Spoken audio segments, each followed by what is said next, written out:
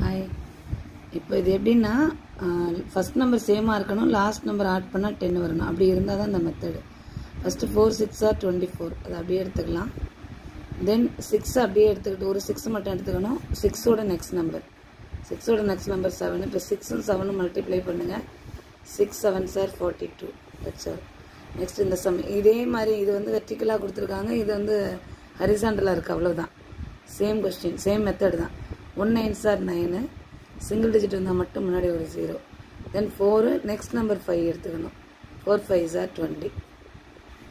Next இது வந்து 3 டிஜிட்ஸில் சேம் கான்செப்ட்.